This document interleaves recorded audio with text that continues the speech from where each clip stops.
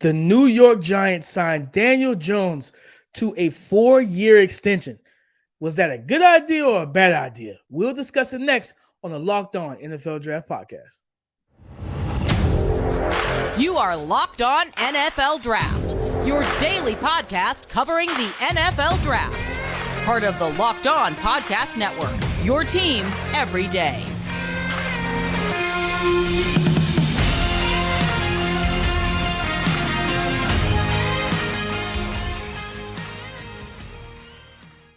Welcome back to the Locked On NFL Draft Podcast. I am your co-host, Damian Parson. You can find me on the ones and twos, of course, as always, but you can find me on Twitter at DP_NFL. Again, this is Locked On NFL Draft Podcast, your daily podcast covering your favorite draft prospects, part of the Locked On Podcast Network, your team every day.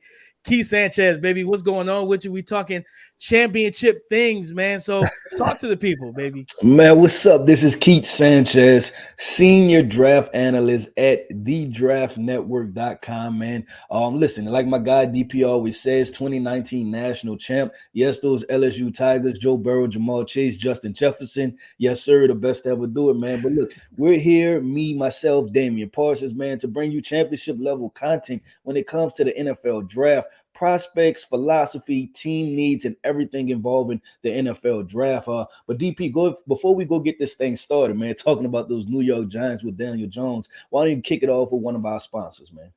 This episode is brought to you today by FanDuel Sportsbook, the official sportsbook of the NFL. Make every moment more with FanDuel. Visit FanDuel.com/lockedon today to get started. Keith, man, Daniel Jones, 4-year, $160 million extension. Oh, man. Yep, they said 82 mil guaranteed, I think, in the first 2 years of that, Keith. 82, so that's 41 per year for the next 2 years guaranteed. First of all, quick reactions on that.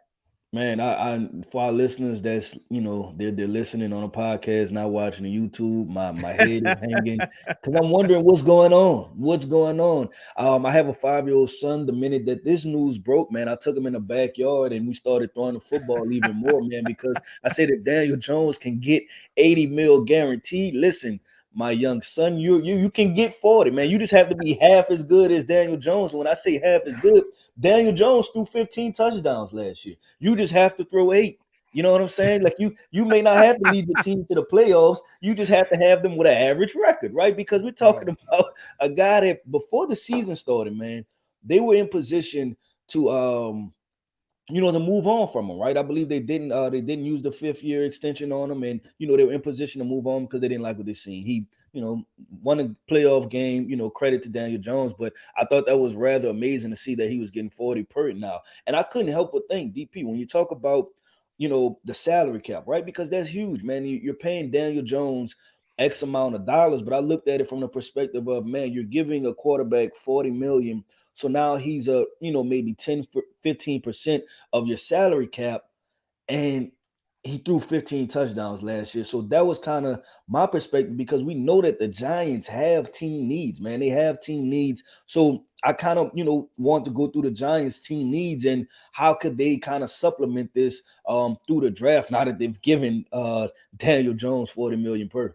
Keith, not only did they sign him to that deal and give him 40 million per, they also tagged Saquon Barkley, who was essentially the engine of that team, right? Like, so it really is a weird situation because should they have tagged, Daniel Jones and say, hey, give us an encore, prove it one more time, and then sign Bijan. I mean, sign not Bijan, but sign Saquon Barkley, who has proven that he is a star in this league. You know what I'm saying? We don't see many seasons of Saquon. I want to keep calling him Bijan. That's my comp for him. But Saquon rushing for 5 touchdowns in a full season. Like Daniel Jones threw for 15 touchdowns in a full season, Keith. So I'm with you. I think that they should have franchised Daniel Jones, say prove it again, and sign, even if it's a 3-year deal, sign Saquon. Sign your engine, man. He was healthy, 1,300 yards, 10 rushing touchdowns. He's still a dynamic weapon out of the backfield. He was the reason that this team really was able to go as far as they went. Because when he wasn't effective, it didn't look the same, Keith. And we've seen that. Yes, Brian Daboll got the most out of Daniel Jones. Kudos to him. But if that's the most that you can get out of him, I'm sorry. I can't do it. I'm out, baby. I'm out. You're going to have to hands are washed and clean. And I'm just walking out, man, because I can't do it. Keith, $40 million per for the next 2 seasons. I too rich for my blood. Yeah, man, it's. I thought it was a rather interesting contract, and I wonder how much Brian Daboll had, to kind of fix this. And we know that the New York Giants have extreme wide receiver problems, right? They need defensive back help. The interior defensive line, I think they have some guys that contracts are up. Linebacker is an issue for them. They need linebackers. Interior offensive line, they need interior offensive line They help. need everything, Keith. Yeah, they need a lot. So this is a team that made it to the playoffs and they won a playoff game. But like just looking at the roster, right? Like just looking purely at the roster, and New York Giants fans, we're not talking trash about your team, but this is No, more we're so not. like what is the next step, right? Because this is like I said, they made it to the playoffs, but they can very well, regress a little bit to the means of fitting their roster. And I think in order to prevent that, you have to improve the roster, right? So they need a lot of roster improvement, just to this team overall. And for us, right, it was like, okay, you presented the thing that, if you franchise tag Daniel Jones, right, or and you sign Bijan, or you sign Bijan, you franchise tag Bijan and sign Daniel Jones, Barkley. but I want to look at it from I the got I perspective. got you saying Bijan is Yeah, Barkley. yeah. Oh man, I Saquon. I'm sorry. I I got said you saying Saquon, it. but I want to look at it from the perspective of this man. If they decided to move on from Daniel Jones, just hypothetically, right? Which way could they go, or which way could they have went in this draft? And are there quarterbacks or situations that you like? If the Giants decided to move on with this situation. So coming up next, we're going to talk about, I guess, just alternate options for the New York Giants for this quarterback situation that maybe they could have went without giving Daniel Jones 40 million per.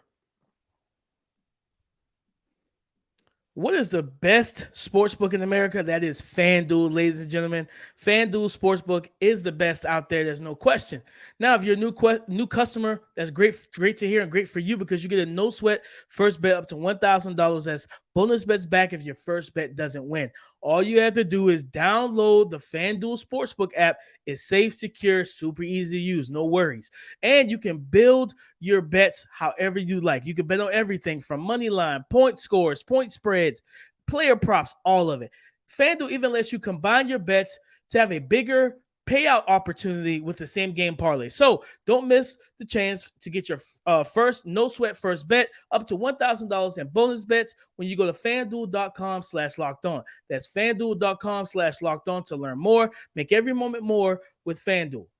So, DP, I know you usually kick it off after the break, but I kind of wanted to set the scene a little bit more for, kind of the exercise we were doing. It's easy to talk trash, right? It's easy to sit here and be like, oh, nah, they shouldn't have signed Daniel Jones. They should have did this. But I wanted to challenge us, right, through the NFL Draft Podcast. That's what we do.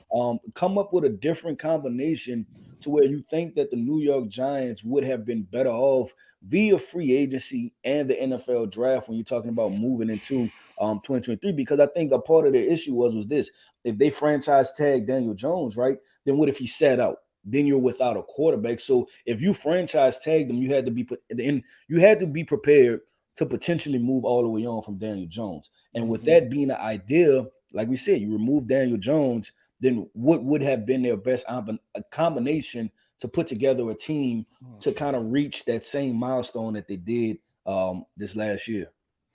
That's tough, right? Because that means you have to trade. Like if you're going to go in the draft, you have to trade up to get one of these top 4 quarterbacks, whether it's a Will Levis, AR, Stroud or Bryce. You would have to give up a king's ransom and the house to go from in the 20s to up inside the top 10s, right? Because now you got to convince a team to come all the way down inside the 20s to make their first pick. That's a hard sell. Yeah, so then you're looking at it. Tougher. The only other option is I think they have Tyrod Taylor on the roster. So maybe if you move on from Daniel Jones, right? And you use like I said, if you franchise tag him and then sign Saquon, but you have Tyrod, at the position, right? So maybe, you know what? You go ahead and start addressing your needs and whatnot. You keep some extra cash flow So, to attack certain things in free agency. But this is a tough situation. so I have a question. I have a question. It's a key question. You mentioned Tyrod Taylor. And Mm, through his career, right, there's been some ups, downs, but it's been downs, yeah. mostly, let's say, mediocre to average, and downs, Hmm. right, has been somewhere in there, right? There ain't been a lot of highs. I wouldn't say that. So I want to No, ask you, do you think that Tyrod Taylor could have provided the same level of play that Daniel Jones did? I think so. If he stays healthy, I think he could do 15 touchdowns. I think so. I think just because of the way that Brian Daboll called the offense, heavy run game, play action boots, getting the legs of Daniel Jones involved, right? That's not something that we all know he's athletic, but like Tyrod has been a dual threat guy his whole career. So trying to activate his legs isn't, hey, you don't have to go to Tyrod and say, hey man, I want to get your legs more involved. You just tell Tyrod, hey, we're going to get your legs more involved. You see how different that's worded? We want to get your legs instead of, oh no, we're going to get your legs involved. We want you to use your legs. Do your thing, Right. big dog. You know what I'm saying? And it's like he already knows you activate that in his mind. He's like, all right, cool. Boot, play action, naked boot. If that backside end crashes, Tyrod can take off and do whatever he needs to do, right? And I think I'm gonna say this, Keith, and I don't want the Giants fans that are listening to this to take this the wrong way. But my personal opinion, going to the playoffs last year was a negative, like in terms of like expectations. Because then you say, well, how can we move on from Daniel Jones? We got to the playoffs with him. You did. And I blame the Minnesota Vikings for him getting to the next round. Okay? Like I blame that defense for him getting to the next round, Keith. So I get it. And like I said, I'm not ever saying tank or lose intentionally. Nothing like that, right? I would never say lose a draft pick like the Miami Dolphins did. What I'm saying is just understanding, like, man, now the expectations are where they are, and this is tough because if you don't replicate that, how are fans going to handle that disappointment, Keith? To go from playoffs the first year with Dayball to not making the playoffs the second year, right? And especially if you let Daniel Jones go. So I think they would have been. I'm gonna call this. This is a lose-lose situation for New York. Lose-lose. You got to build up this team now with Daniel Jones, because if you had let him go and started Tyrod, and even if you did build this team up and you didn't make the playoffs, it's a lose-lose. Yeah, no, I agree. It's overall it's a tough position because I think you, like you said, it's not an attack on the New York Giants, right? But No, it's no. it's analyzing a roster, understanding that there are holes, and then understanding that you gave Daniel Jones $40 million, right? So you understand that like $40 million, like let's say 20, like 20, like if you gave him 20 million per, right, or Mm-hmm. 25 per, that's still 15 million. You know what I'm saying? That you have to play with. That's two starters, right? That's a starting Mm-hmm. linebacker. That's a starting safety, or that's a starting linebacker, and that's a interior offensive lineman, a vet interior offensive lineman, or something like that. Like so, it's different ways you can kind of maneuver that money to where you help fill out the roster more. So that's why I think the 40 mil is so important when you're talking about Daniel Jones, who threw 15 touchdowns. But I want to talk about like quarterbacks, right? And which Yeah. quarterbacks I think can kind of fit this situation. Rookies, I mean, because obviously they'll have to pair. You're talking about sitting at 20s, man. So this is tough. You're talking about 3 first rounders, right? Then you're talking about, maybe a second rounder. Like you're talking about a lot of draft capital because, like you said, that team that's sitting at 5 has to move all the way down to 25, right? Instead of, and to your point, right? If the Giants would have, had an average season and been pick 13, it wouldn't have cost you as much to get that quarterback. So it's one of those things, right? You win the regular season, then you possibly lose the The draft off season. Right? season. Yeah, you lose the off season. But I mean, that's what people rather do, right? Because we always talk trash about people that win the off season and lose the regular It's a season. race So season, right? there's Good a point. balance. Yeah, there's a balance to it. But man, I think that Brian Daboll can work good with. I like CJ Stroud with the New York Giants, man, because I think he's mobile enough for Brian Daboll, and Brian Daboll like it. But he's also a high level passer. I think he's the most natural passer in this draft, right? Bryce Young, I think, is the best quarterback overall, but I think CJ Stroud is the most natural passer of anyone in this entire draft. So, man, I like the CJ Stroud situation. Bryce Young, I think, is decent. Will Levis, that's at the early was, oh, that's Josh Allen, and I don't think it. Will Levis was never Josh Allen. They don't look the same. It's Nope. not the same. I think Anthony Richardson is closer to that, but there's also a high variance, right? Like just like he could be Josh Allen, he could miss and be, one of And these that's why if you draft him, you got Tyrod Taylor there, you're in a good spot because Tyrod is a veteran. He's a team guy that could be that Alex Smith esque to to A Rich. You know what I'm saying in terms of helping him understand the game and learn not what to do. Hey, you in practice? Make the reads and the throws. If you turn the ball over in practice, it's fine because it's not costing us no points because it's practice. But I think the A Rich, and I'm gonna say this about Will Levis. I think Will Levis could work with Dayball mainly because how Dayball used Daniel Jones is the way that Rich Gangrello used Will Levis. A lot of the bootlegs, the run action, you know what I mean, the crossing Yeah. patterns, kind of the West Coast type stuff, and really getting them on the move to move the launch point. So I think that could work. Bryce is the guy I just don't see working in that offense. Really, I don't think it really like he would have to tailor it to what Bryce does. And I just don't see that being the Yeah, case. And the interior offensive line is bad. since his time even at Bama, right? Like in Buffalo, obviously with Josh Allen, he likes big arm quarterbacks. Like that's his thing. Like and that's not necessarily Bryce. Bryce has a good arm, don't get me wrong, but he Dayball appears to like those explosive type throwers. And look, DP, we talking about this, man. We talked about it from a Daniel Jones and if they didn't franchise tag him, if Daniel Jones decided to remove himself. But listen, this is the real situation. That first situation was hypothetical, but this situation is real.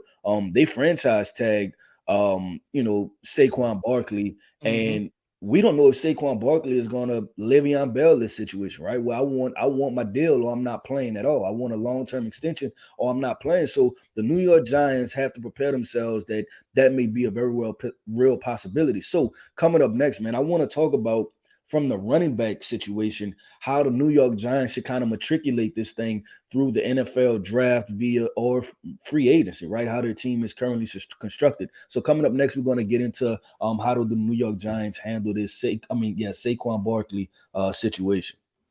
Saquon Barkley got hit with the tag, Keith, and He got hit with the tag, man. Hit with the tag. 10 mil. 10 mil. And the crazy thing about it is that like he could have gotten more if he got his extension, right? He would have got north of that.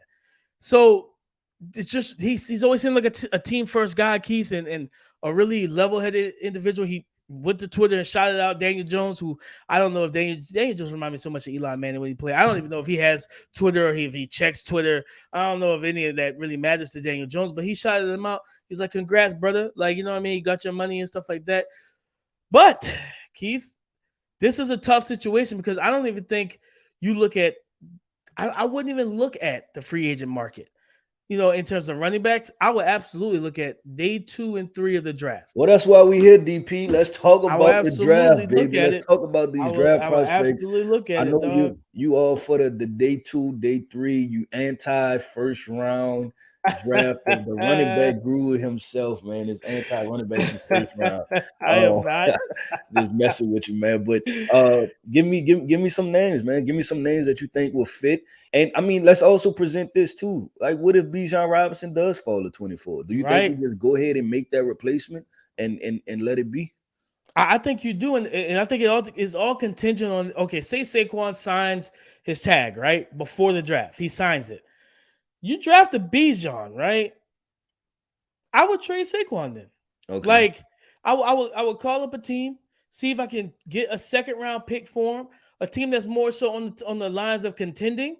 That hey, we can sign. We got some cap. We got a rookie quarterback. I think in this situation, you can squeeze, right? You can possibly if you can squeeze Philly, you can squeeze Kansas City, you can squeeze Buffalo, right? If I'm all of these teams at the back end of the first round, yeah, you can have that first round pick, right? Because I mean, and then, like the Bills fans that are listening, man, listen, y'all spent the second round pick on James Cook, right? Like what's the difference? And you didn't get very much out of it. Right, so you might as well just go ahead and spend the first round pick on Saquon Barkley. Like, so I the teams, like if you're trying to make a championship level run, like at the end of the day, dudes are dudes, right? Like the elite players are the elite players when it comes down to it, and those are the guys that make plays in big moments. So yeah, I think about the back end of that first round. If you're one of those teams, hell yeah, I'm giving that first round pickup because I mean, who am I going to come up with at pick 25 through 30, 31, 32 anyway. That's gonna be What as impactful. right. It's gonna be as impactful. So but now what day 2 and day 3 prospects do you have in mind that'll fit with the New York Giants? Man, I love you know me. I love Tank Bigsby out of Auburn, man. I love that physical downhill style, but he's scheme versatile, run zone and power, run that gap stuff as well. And he showcased pretty well at the combine. I know he ran like a 4.54. That time really doesn't surprise me as much. Like some people want him to run 4.4s. I think he could have But that probably was got a solid time. 4.48, but like that's a good time for a running back, Yeah. guys. Like don't be weird. You know what I mean? That's my thing. Don't be weird about these running back times and stuff. But I think that he absolutely could have a good impact in his offense. Even with like even with keeping Saquon on the roster, right? Like you could keep them both where you just kind of gradually get him going in the offense, right? He's kind of you could play them both at the same time because Saquon's such a talented receiver, right? So you can play them both at the same time on the field and different things of that nature. You look at, I mean, granted, he's more of a change of pace guy, but you think about what's his name, Devin A Chain, and that speed and that explosiveness and the footwork and the patience, and he was the fastest running back in Indy, right? And you think about guys like Kenny McIntosh, who you can get third, maybe even early fourth. That he didn't run the fastest, but similar skill set in terms of he can run the ball, he's scheme versatile in terms of running gap scheme, zone stuff. But then the dangerous weapon he is on wheel routes and rail routes, running routes out of the backfield. He looks like a receiver at 6'1", 200+ pounds that you can line him up at the X and run smoke screens and what tunnel screens to him. So I think those are some backs that they should keep their eyes on. Yeah, I like those names, man. I really like the Kenny McIntosh fit, but I you know who else I like, man? I like if they can get their hands on Tajay Spears, right? That's Mm. another explosive runner that has game changing ability. And like you said, you draft these rookies and you pair them with a fairly cheap veteran, right? So you just Yep. need a complementary piece. So you get Tajay Spears, he can run in between the tackles, but he's a guy you're not going to give 30 carries, but I think a solid 20, right? That Yep. should be split to where he does 20 and then someone else does another 15 or 20.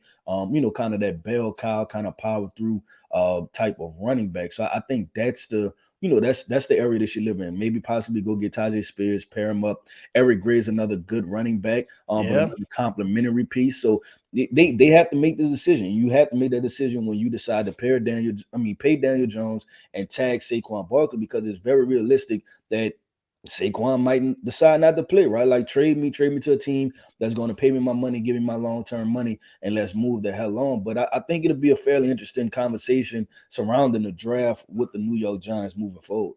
No, 100%. Now, I throw one more name out there, a guy in your region, Roshan Johnson, the other back from Texas. I think he could be a nice piece to that puzzle for them. But guys, like as always, man, we talked Giants, we talked the conundrum that is tagging Saquon, signing Daniel Jones, or if they reversed it and did it differently. But at the end of the day, now they're put themselves in a position where, hey, we believe in you, Danny Dimes. Even though you only threw 15 touchdowns, we believe in you, and we got to figure some things out to really benefit him and add to his skill set and add to this offense and this team. But as always, we thank y'all so much for all the love and support. Find us on YouTube, subscribe, like. Hit the notification bell as well so that you can be updated to come and join all the fire content that we're going to be dropping on YouTube every day, as well as on your favorite audio podcasting apps. Just go in there, like, subscribe, download, share, leave a 5-star review. Thank you, as always, for making Locked On NFL Draft your first listen today. Man, we're going to be looking at probably the running backs on tomorrow, guys. So stay tuned with us. For Keith Sanchez, you can find him on Twitter at The Talent Code. I'm Damian Parson, DP_NFL. Come and join the conversation again tomorrow on the Locked On Podcast Network. Your team every day.